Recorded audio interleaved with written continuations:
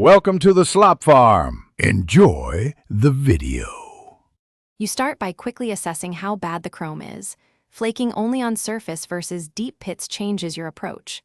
Put on gloves and a respirator because dust and chemicals are hazardous. Once protected, mask the tire valve and spokes. You want only the rim exposed.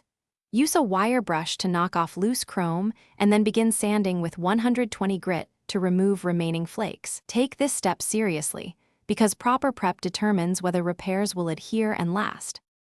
Next, remove stubborn chrome remnants and smooth transitions so repairs are invisible.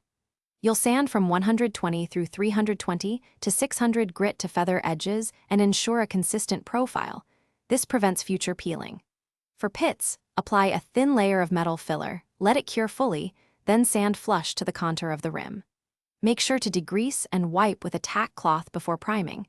Contamination under primer invites adhesion failure, so clean surfaces are essential before you move. Finally, apply a self-etching primer to promote adhesion to bare metal and let it dry. Sand lightly to knock down texture. Then spray your chrome look coating in even passes, keeping the can 8-12 inches away to avoid runs. Build thin coats and allow flash times.